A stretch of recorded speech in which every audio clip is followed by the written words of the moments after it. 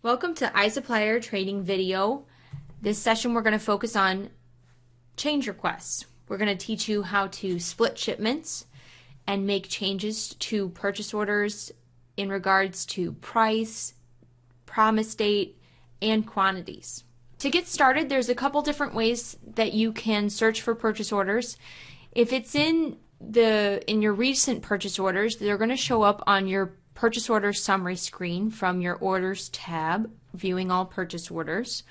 Another way that you can search for a specific purchase order number is to click on advanced search and you enter in your search criteria. So if you know the purchase order number, you're going to enter it in this screen right here where it says PO number.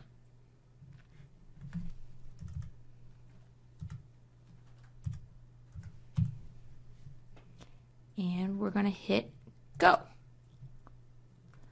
So you'll see it searched the purchase order history and returned to this purchase order. And to open it up and make your changes, you're going to click on the highlighted purchase order number. You can first select this little dot right next to it, and then in the bar above it, you're going to click the button that says Request Changes. So right away, it's going to take you into the purchase order, and all of the criteria where you are able to make your changes can be viewed here. If you click Show next to the line, it's going to give you information on the quantity ordered, the promise date, and the price. These are the only screens that you can make changes to. So say this purchase order came to you and the quantity ordered was only 1.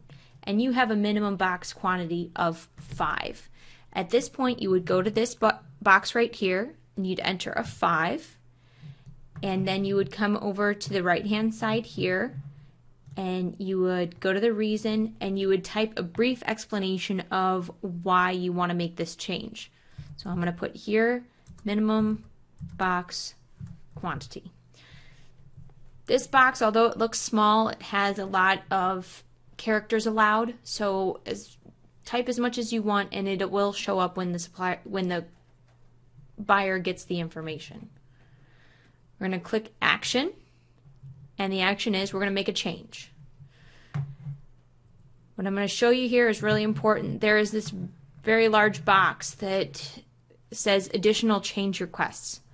Please do not put any information into this box. When you do, it causes the purchase order to get hung up. Any information that you want to share with the buyer, you can fill in this reason box, and the buyer will get the information. So what you're going to do is you're going to hit submit, and you have submitted your change request. You click return to purchase order summary. When you go back to your purchase order summary screen, the purchase order that you just made a change to, if you take a look in the status is changed to supplier change pending.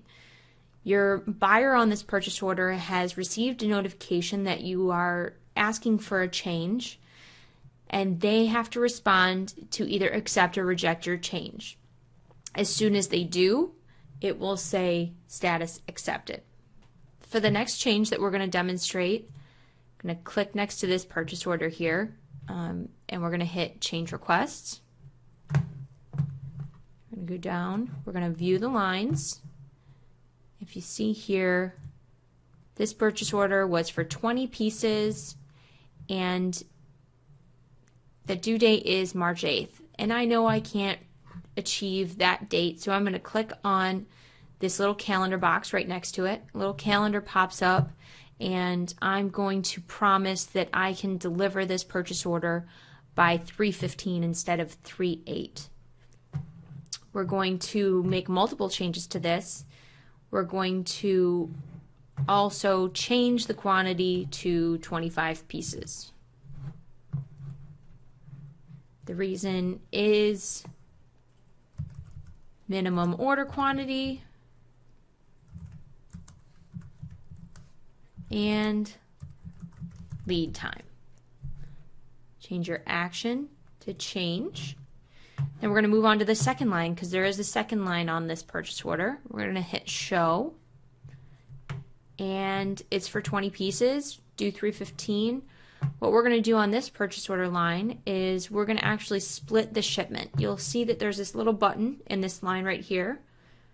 You're going to click it, and what happens is 2 lines show up for this purchase order now for this line. We're going to tell the buyer that I can get 10 pieces by 3/15, which is when he wanted it, but the next 10 pieces on this purchase order I'm not going to be able to deliver until 3/29. You're going to type in your reason code, lead time, or whatever your reason is, whether you have a machine down or something like that. You need to make sure that you explain your reason to the buyer. Change the action to change. You need to type in your reason on both lines, and you need to make sure that the action says change. So we've finished updating all of this purchase order. Now we're going to hit submit, and it's going to go and notify the buyer. We're going to hit return to purchase order summary. All right. If you want to look at the change history on a purchase order, we can open up one of these purchase orders that we've made a change to. If you open up the line, you hit show, you'll notice that there is a green starburst to any line that has been changed. The buyer that gets the notification can see those changes that are highlighted by the starburst, and you can also see it in the change history. So this concludes the change request session. If at any point you have any questions, feel free to contact your sourcing manager.